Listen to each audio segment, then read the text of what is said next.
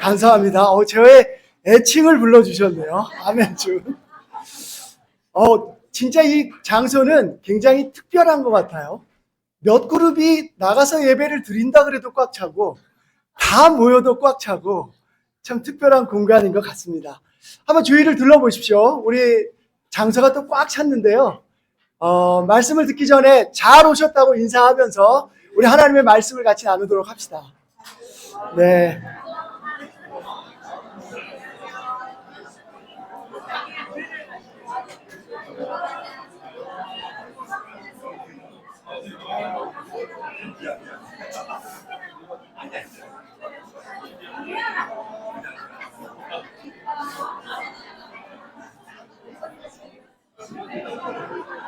네, 감사합니다. 정말 꽉 찬 거 맞죠? 예, 저 뒤에까지도 있는데 오늘은 저에게 그 전에 우리 명인 형제의 성찬 감사합니다. 네, 하나님의 예수님의 십자가를 기억할 수 있게 해주셔서 감사합니다. 오늘 제가 나누려는 말씀과도 좀 연결이 되어지는 것 같습니다. 오늘은 저에게 조금 특별한 날입니다. 우리 어머니 아버지가 함께 교회를 방문하셨어요. 네, 감사합니다. 제가 초등학교 시절에 두 분이 먼저 우리 동네에 있는 교회에 다니셨다고 합니다. 우리 아버님의 기억이세요. 제가 그 교회를 따라 나갔다고 했는데 그 교회 맞습니다. 방배동에 있는 한 교회를 제가 다녔는데요. 그 후에 33년, 지금으로부터 33년 전 제가 진짜 크리스찬이 돼야 되겠다라고 마음에 결정을 했을 때 아버지께서 저에게 하신 말씀이 있습니다. 절대 교회에 빠지면 안 된다 라고 반복해서 말씀하셨습니다. 그런데 이제 제가 이렇게 하나님의 말씀을 여러 사람 앞에서 나누고 있습니다. 사실 지금 이 저의 모습도 몇 년 전까지만 하면 이런 상황이 올 것이라고는 생각해 본 적이 없습니다. 하나님은 어떤 상황이든지 간에 그분의 뜻을 이루어내기 위해서 일하고 계신다는 것을 알고 있고, 또 제가 경험적으로도 지금 알고 있는 사실입니다. 3주 전에 우리 지저스타이 그룹이 대부도에 피크닉을 갔습니다. 그때 어머니 아버지를 모시고 갔어요. 그때 우리 그룹의 형제 자매들이 정말 자신들의 부모님처럼 이야기를 들어주고 나눠줬습니다. 우리 어머니 아버님이 굉장히 좋은 시간을 갖고 가셨습니다. 그래서 지난번 우리 오명수 형제가 환영해서 93세의 방문객이 대부도에 있었다 하셨는데 바로 우리 아버님이십니다. 제가 두 분을 좀 많이 닮았나요? 네. 아, 그래요? 예배당을 들어오는데 문호 형이 저를 보면서 어머니하고 똑같이 생겼구나. 그 다음에 아버지가 들어오셨는데요. 아버지를 보더니 아버지하고 똑같이 생겼네. 예, 가족이니까 닮는 것은 당연하겠죠. 저는 잘 모르겠지만 하여간 저는 반반 닮은 것 같습니다. 오늘 가족에 대한 이야기를 좀 하고 싶어요. 우리는 이사분기에 우리 강남교회에서는 함께라는 소주제에 초점을 좀 맞추고 있습니다. 사실 가족만큼 오랜 시간 함께했던 사람들도 없을 겁니다. 또한 가족만큼 오랫동안 함께 하고 싶은 사람들도 없을 겁니다. 가족이 닮을 수밖에 없는 이유는요, 유전자 때문이기도 하지만 오랫동안 함께하면서 그 삶 속에서 서로 닮아가는 것도 분명히 있을 것이라고 생각합니다. 표지 사진은요, 제가 어제 아내와 우리 부모님과 아울렛에 갔는데 가족 단위로 온 무리가 굉장히 많았어요. 참 보기 좋았습니다. 가족과 함께 한다는 것은 언제나 힘이 되고 좋은 일입니다. 그래서 오늘 말씀의 제목은 가족입니다. 아까 명인 형제가 보통날이라는 제목이 GOD에서 차용한 거, 전 차용하진 않았지만 이승환의 노래 중에 가족이라는 노래가 있어요. 세대 차이가 좀 나죠? 오늘 말씀을 통해서 우리 함께 볼 때 육적인 가족을 떠올리면서 동시에 우리가 교회를 통해 이루고 있는 영적인 우리의 대가족을 한번 생각해 보는 시간도 되길 바라겠습니다. 사도행전 16장 1절에서 3절 말씀입니다. 제가 읽어보겠습니다. 바울은 더베와 루스드라에도 갔다. 거기에는 디모데라는 제자가 있었는데 그의 어머니는 신앙이 돈독한 유대 여자이고 아버지는 그리스 사람이었다. 디모데는 루스드라와 이고니온에 있는 신도들에게 호평받는 사람이었다. 바울은 디모데가 자기와 함께 가기를 바랐다. 그래서 바울은 그 지방에 사는 유대 사람들을 생각해서 디모데를 데려다가 할례를 행하였다. 그것은 디모데의 아버지가 그리스 사람이라는 것을 그들이 모두 알고 있었기 때문이다. 사도 바울은 사도행전에서 보면 모두 3차례에 걸쳐서 전도 여행을 떠납니다. 근데 좀 더 찾아보니까 4번을 했더군요. 바울은 신라와 떠난 2차 전도 여행에서 디모데를 만납니다. 바울은 유대와 소아시아 그리고 마케도니아, 로마까지 그가 갈 수 있는 모든 곳에 가서 하나님의 말씀을 전합니다. 근데 그가 더베와 루스드라라는 지역에 갔을 때 디모데를 만난다고 합니다. 그 디모데에 대한 묘사는 이렇습니다. 그의 어머니는 신앙이 돈독한 유대 여자이고 아버지는 그리스 사람이었다. 그들의 아들인 디모데는 그 지역 신도들에게도 좋은 평가를 받았다. 그래서 바울은 이 디모데가 자기가 수행하는 전도 여행에 함께 하기를 원했습니다. 그래서 이 디모데를 데리고 할례까지 받게 합니다. 한마디로 바울은 한눈에 디모데에게 반합니다. 과연 무엇이 이 바울의 마음을 그렇게 움직였을까요? 저의 오늘의 첫 번째 포인트는 가족은 닮는다고 하는 겁니다. 본문을 통해 보면 디모데를 설명하는 말 중에 어머니의 돈독한 신앙이 나옵니다. 지금도 유대인이 되는 기준은 엄마가 유대인이어야 유대인으로 불린다고 합니다. 유대인의 교육은 굉장히 유명합니다. 특히나 자녀가 4세가 되면은 12세까지 모세오경을 읽고 중요한 것들은 암송을 하게 한다는 겁니다. 그래서 그 사람들이 앞으로 살아갈 때 이 모세오경이 삶의 가장 중요한 기초가 되게 한다는 겁니다. 유대인은 자기 자녀들이 하나님을 아는 신앙인으로 자라나게 하는 것이 중요하다고 믿었습니다.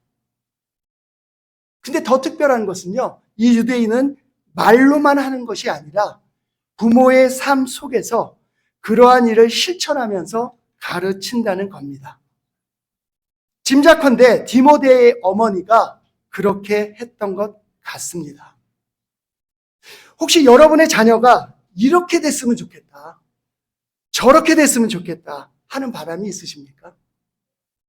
내 자녀가 크리스찬이 됐으면 좋겠다 라는 바람이 있으세요? 그렇다면 말뿐이 아니라 저의 삶 속에서, 여러분의 삶 속에서 실질적으로 어떤 모습을 보여주고 있는지 먼저 한번 살펴볼 필요가 있습니다. 가족은 닮기 때문에 그렇습니다. 좋은 것이든 나쁜 것이든 닮습니다. 아이를 키우다 보면 마음대로 안 돼서 답답함을 느낄 때가 있죠.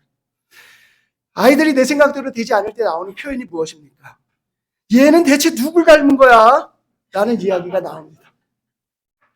사실 이 표현은 나를 안 닮고 당신을 닮아서 이런 행동을 하는 거야 라는 원망의 말을 에둘러서 하는 것이겠죠. 누굴 닮았겠습니까? 가족은 닮습니다. 여러분이 아이들에게 기대하는 것이 있다면 여러분의 삶에서 먼저 본을 보여야 합니다. 그런 면에서 저는 우리 어머니 아버지께 감사드립니다. 지금 연세가 아버님은 93세시고요. 어머님은 85세세요. 부지런하시고요. 매사에 준비가 철저하십니다.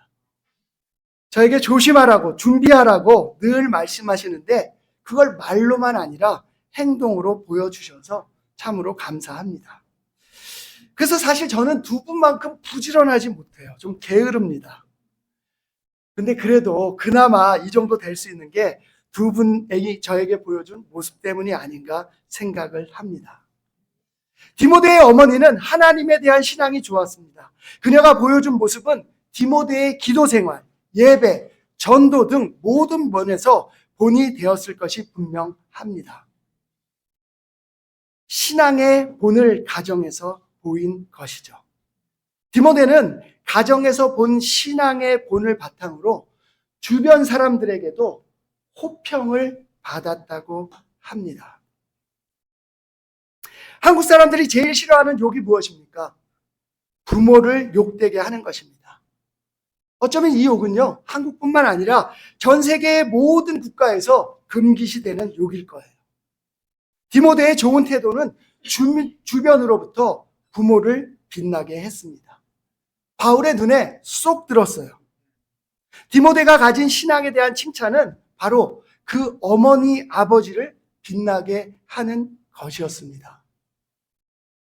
요즘 여러분은 주변에서 어떤 평판을 듣고 계십니까? 여러분의 부모님이 여러분으로 인해서 주변에서 호평을 받고 빛나고 있나요? 사실 이 질문은 저에게도 무척이나 도전적인 질문이 아닐 수 없습니다. 근데 이 질문은 하나님 아버지를 따르는 영적인 가족 안에서도 진지하게 생각해 봐야 하는 질문입니다. 하나님 아버지는 우리의 영적인 아버지입니다. 우리는 예수님의 피로 하나님의 대가족을 이루고 있습니다. 우리가 교회 안에 있다면 우리는 영적인 아버지의 성품을 닮아갈 수밖에 없습니다. 빌립보서 2장 3절에서 5절 말씀입니다. 제가 2절부터 읽겠습니다. 여러분은 같은 생각을 품고 같은 사랑을 가지고 뜻을 합하여 한 마음이 되어서 내 기쁨이 넘치게 해 주십시오. 3절입니다. 무슨 일을 하든지 경쟁심이나 허영으로 하지 말고 겸손한 마음으로 하고 자기보다 서로 남을 낮게 여기십시오. 또한 여러분은 자기 일만 돌보지 말고 서로 다른 사람의 일도 돌보아 주십시오. 여러분 안에 이 마음을 품으십시오. 그것은 곧 그리스도 예수의 마음이기도 합니다. 우리의 영적인 아버지는 예수님을 통해서 우리가 살아야 하는 완벽한 본을 보여주셨습니다. 어쩌면 우리의 육적인 가족은 인간의 한계로 완벽할 수 없어서 완벽한 본이 되기 어려웠다면 우리의 영적인 아버지는 예수님을 통해 우리가 배워야 하는 완벽한 본을 보여주셨어요. 그것은 바로 예수님이 우리를 위해 보여주신 십자가의 모습입니다. 우리는 영적인 가족으로서 서로 닮아갈 수밖에 없습니다. 여러분은 요즘 영적인 가족으로 서로 닮아가고 있나요? 아니면 여전히 예수님을 모르던 시대, 자기의 모습 그대로 남아있지는 않나요? 우리는 영적인 가족으로 닮아갈 수밖에 없는 운명입니다.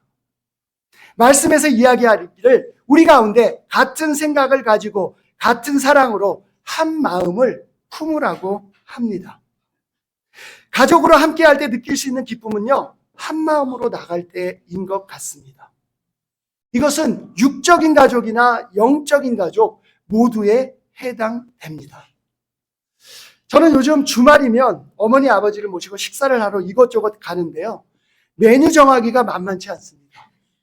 네 사람이 해도 각각의 메뉴가 다릅니다. 한 마음으로 메뉴가 결정되면요. 기분이 그렇게 좋을 수가 없어요. 음식 메뉴를 정하는 것에도 이 정도인데요. 더 중요하고 커다란 문제에 가족이 한 마음으로 나갈 수 있다면 그건 얼마나 좋은 일일까요?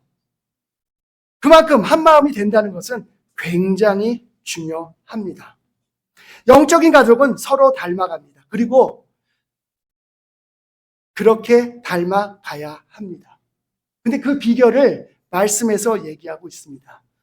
그것은 우리 가운데 허영을 버리고 겸손하게 나보다 남을 더 낮게 여기는 것입니다. 내 일만 돌보는 것이 아니라 다른 사람의 일을 돌보는 것입니다. 이것은 바로 예수님이 우리 각자 한 사람에게 보여주신 모습이에요. 그러니까 우리는 각자가 예수님의 마음을 품고 그 본을 따라 살아갈 때 서로 닮아갈 수밖에 없는 운명 공동체인 것입니다. 육적인 가족이 피로 연결되었다고 한다면 우리는 예수님의 피로 연결되어 있기 때문에 그렇습니다.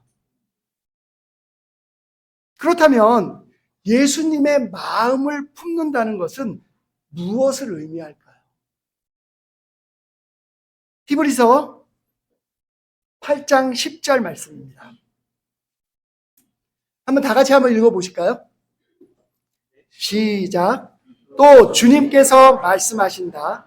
그날 뒤에 내가 이스라엘 집과 맺을 언약은 이것이니 나는 내 율법을 그들의 생각에 넣어주고 그들의 마음에다가 새겨주겠다. 그리하여 나는 그들의 하나님이 되고 그들은 내 백성이 될 것이다. 예수님이 오시면서 유대인들만 독점하던 율법은 더 이상 효력을 발휘하지 못하게 되었습니다. 하나님은 예수님의 십자가를 통해서 율법을 완성하셨어요.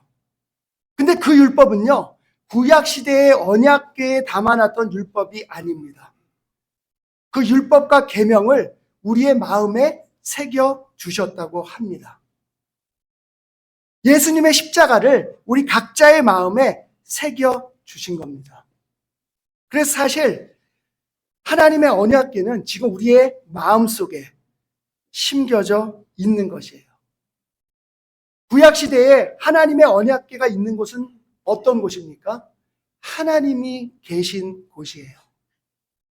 지금 여러분이 계신 곳이 직장이든 일상의 삶이든 교회이든 하나님의 언약궤가 있는 하나님이 계신 곳이라는 것을 잊지 마십시오.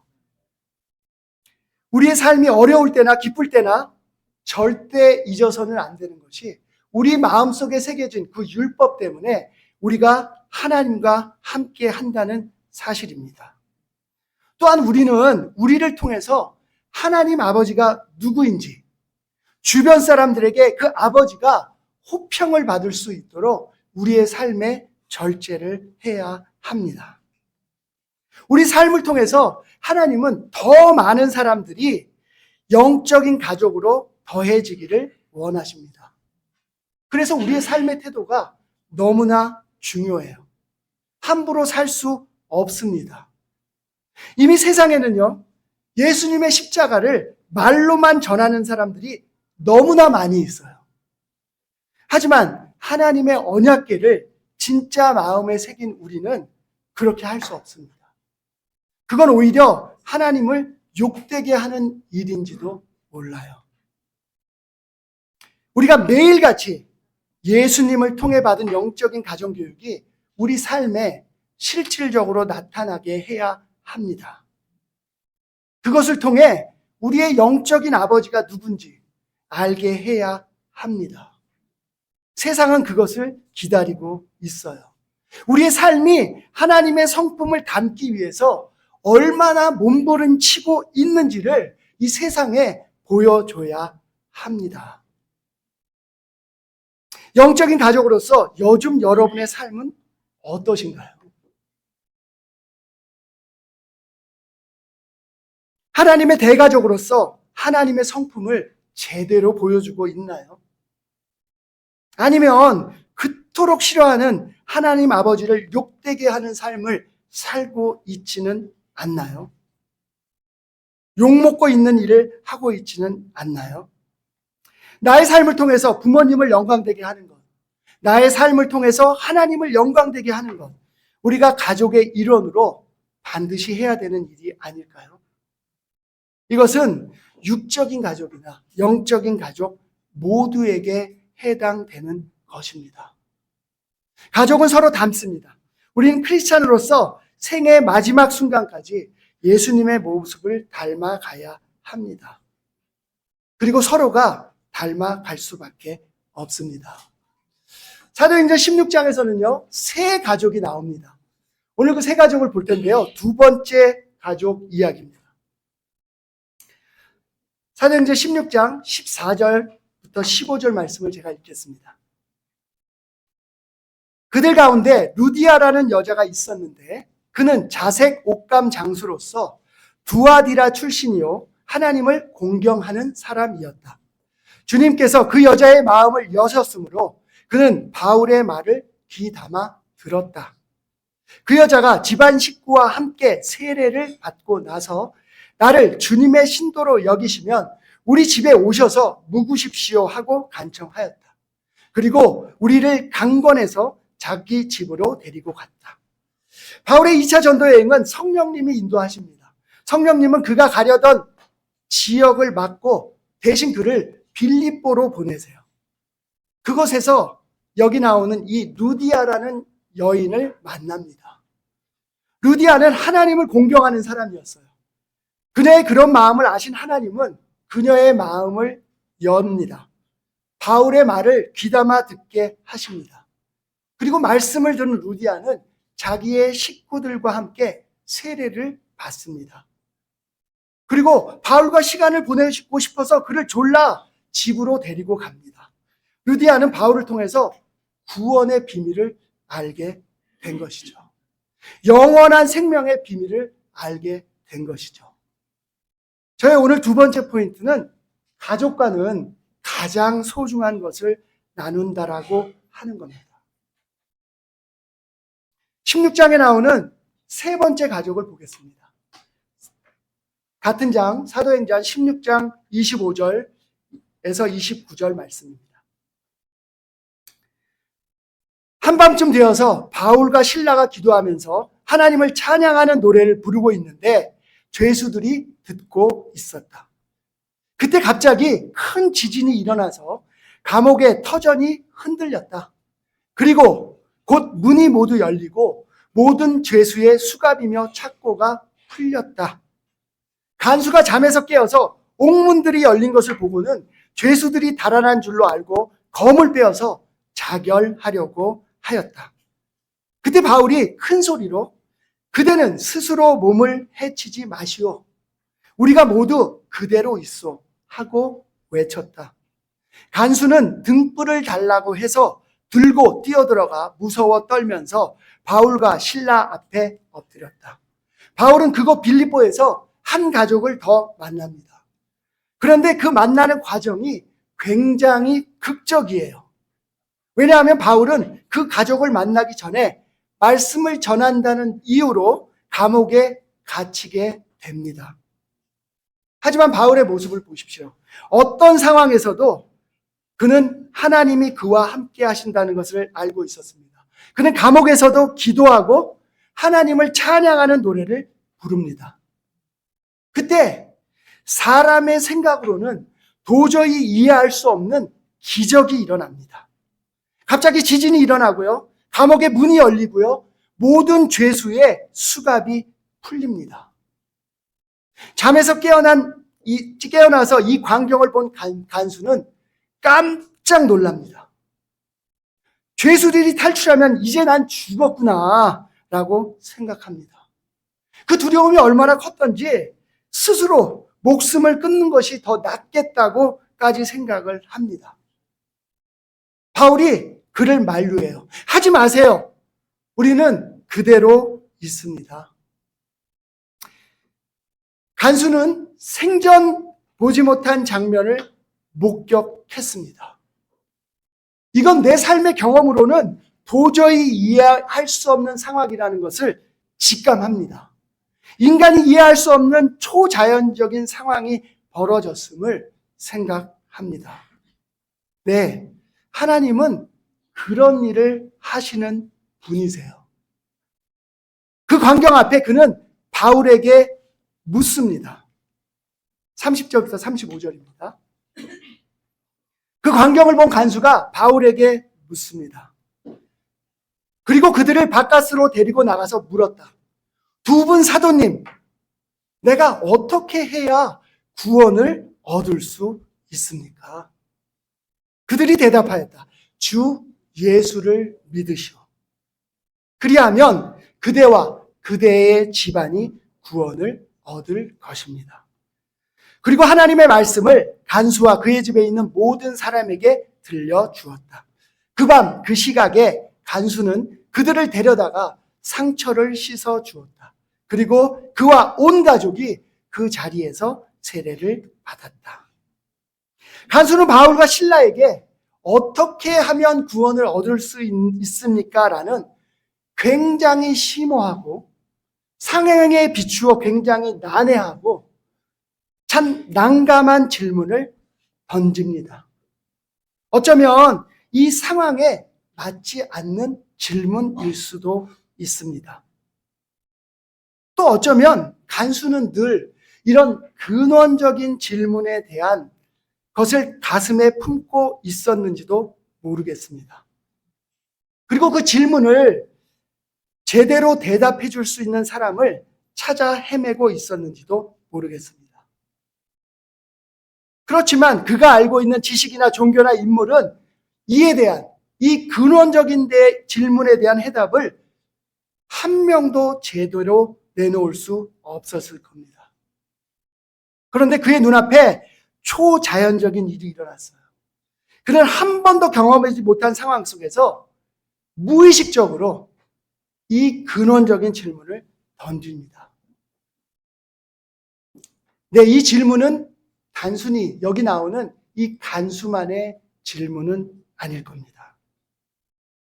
인간이라면 누구나 그 마음속에 이런 질문을 가지고 있지 않을까요? 어떻게 하면 구원을 얻을 수 있습니까? 이 세상을 산다는 것은 무엇입니까? 죽음이 모든 것의 끝입니까? 어떻게 하는 것이 제대로 사는 겁니까? 라는 질문을 모든 사람들이 가지고 있지 않을까요? 간수는 많은 죄인들을 만났을 거고요. 그들의 죽음도 지켜봤을 거고요. 그들의 잔인한 이야기도 들어봤을 거고요. 그들이 회개하는 인간적인 모습도 지켜봤을 겁니다. 그래서 더 이 간수의 질문은 간절했는지 모릅니다. 그때 바울이 간수에게 대답합니다. 31절입니다. 주 예수를 믿으시오.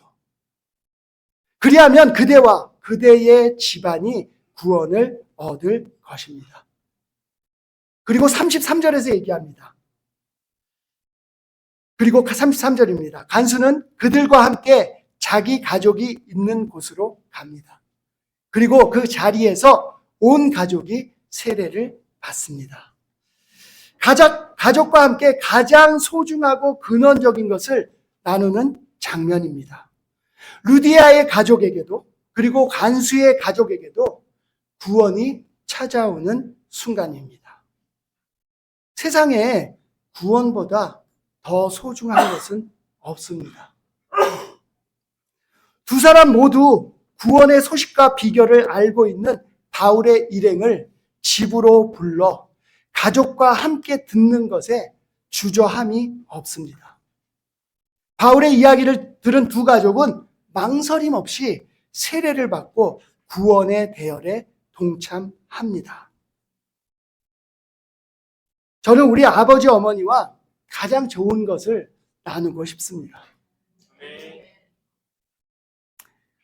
요즘 제일 열심히 기도하는 것이 바로 우리 아버지 어머니의 구원과 아이들의 구원입니다.